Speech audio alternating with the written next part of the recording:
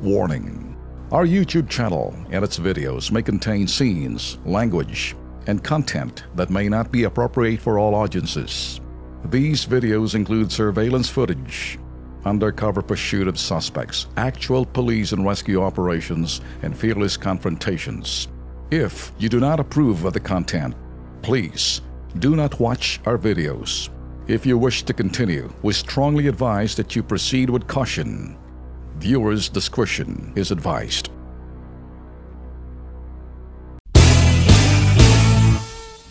So, sino-sino ho yung mga Bitag Farm? Pabatiin ho muna natin si Janet. Tawagin si Janet. Janet, can you say it? Right, okay, si Janet. May picture ba si Janet dyan? Medyo pakitaas ka ng konti ang boses ng Janet. Okay? Baka medyo mataas ng konti si Janet. Pabatiin si Janet. Okay? Kilala si Janet? Hindi naman narinig si Janet. Yan sa TV, kung kayo ho'y nanonood sa TV, nakikita niyo ho yung mga props ho natin dito, ano? So, Janet, say good morning. Sige. Narinig ba si Janet? Dito sa atin, narinig ba pag siya sa ating live streaming? Can you give me a sound? Alam niyo naman siguro ang tunog ho ng sinasabi ho natin dito, yung mga sound ng mga miyembro ng farm. Look at me as Ben Tulfo, Dr. Ben Tulfo, as in the veterinary, and you can consider me the veterinary. Alright? Veterinaryo, o veteranyo. The veterinary. Kaya I have the power to talk doon ho sa mga farm animals ho natin, ang miyembro. Legitimate and certified family ng ito ho'y Bitag Farm. Sila ho, kapareho ni Janet. Janet, say again, morning. Alright, that's Janet. Okay, good morning, Janet. How's everything? Kain ka na ba ng paborito mo mga tuyo at sinangag na lagi mong hinahanap nung ikay nakulong sa kampo namin, hindi binibigay siya? Tsaka doon yung sa kampo ng mga doon sa Santa Rosa? Namimili ba? Okay na. Okay. Sige. Alright, okay, Janet. Papatiin naman natin dito. Kumusta si Laila from the camp, sa Kampo Krame? Andiyan naman si Laila. Alright, tahimik ka ngayon. Parang, ikaw ba makang hindi ka ngayon masyado, wala ka ngayon sa limelight. Nagro-rosaryo ka na. Okay. Meron ka ng panahon para sa sarili mo? At ika'y nagmumuni-muni na?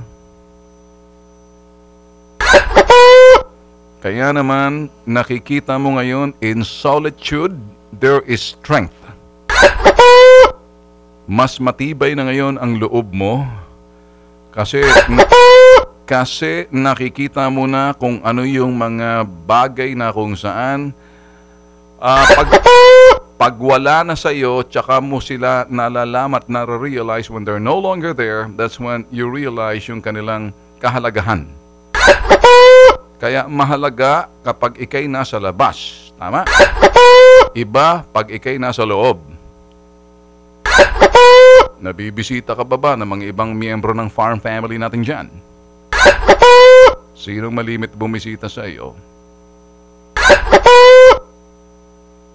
Gusto mo akong bumisita? Okay. Sama ko si Tul Erwin.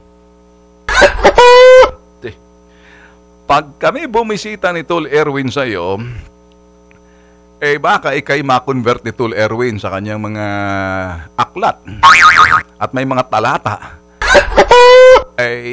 Sa templo ng BMU ay iba yung simbahan ni Tul Erwin.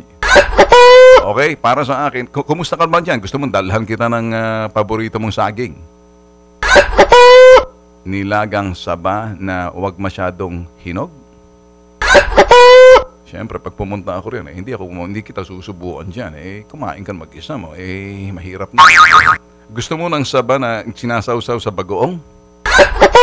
Yung bang, ganun ba sa Bicol? Ganun ba? Okay. Okay, sige. Okay, Laila, babalik ka lang kita sa Laila Putakera. Diyan ka lang muna. Okay, sige.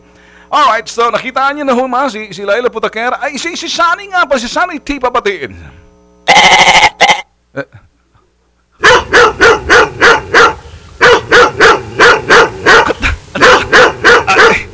Randy, anak ka ng tipaklong. Tapos kambing? Ano yan? Alright. Sonny, how are you doing? Okay na. The feeling is... Pasalitain mo naman ako. Hampalusin kita mamaya eh. Bigyan mo naman ako ng pagkakataon magsalita. Hindi lang ikaw puro ngak-ngak, puro ka kahol ng kahol. Kaya tinatawag ko tuloy asong ulul eh. Okay, behave. Kasi ang aking boxer at yung Great Dane ko, pag sinabi ka, sit. Okay?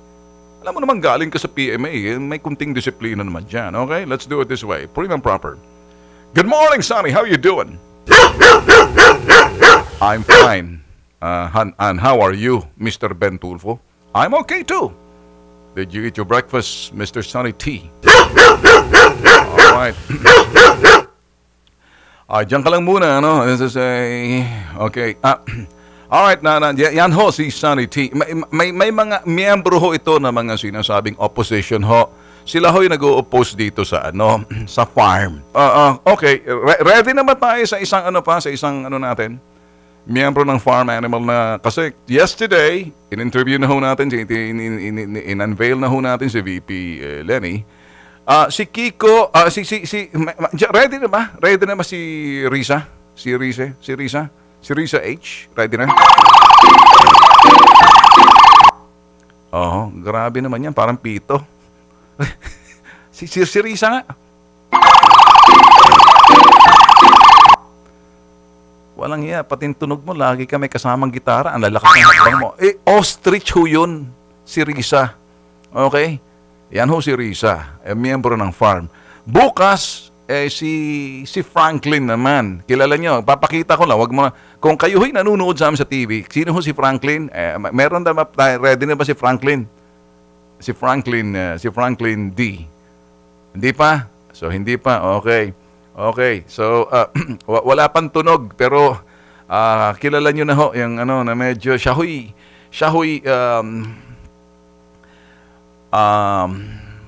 malaking animal ho, nakikita lang sa safari, na mahilig lumublob sa tubig. Si Franklin D. is joining us tomorrow. Franklin D., hindi pa siya pwede magsalita, and then sinasabi na namin advance. Ito ho yung mga kasi ito na ho kung sa NBA ini-introduce na yung mga players, ako ho ini-introduce ko na yung mga Bitag Farm family. Si Kiko, ready na ba si Kiko? Ano, nakita? Pabatiin mo na. Wow, mukhang ready na ata. Ready na ba si Kiko dyan? Okay, Kiko. Okay. Tumakbo si Kiko. Ano bang nangyari doon bakit nasa Amerika? Parang kayo pwede pang maayos o wala na? May pag-asa ba kayo nung na medyo nag-i-emote daw eh. Sabi ni Manang Christie. Ano na naman ang nagawa mo nito? Sis Mariosep ka, Kiko, maayos ka naman. Medyo komportable ka ba na ikay nasa Senado pero si Mega nawala sa tabi mo? Okay ka ba dyan? Alang yan, nagiging showbiz tayo rito. Yan ho yung mga farm animal ho natin. Si Bam A, si Bam A, mga miyembro ho to na mga farm. Si Bam A, ready na ba natin i-unveil yan? Alam mo naman yung kuting eh. Okay. So, okay ka ba dyan, Bam? Well, let's have a bonding tomorrow. Yan ho, mga farm animals ho, na miyembro ho ng Bitag Farm.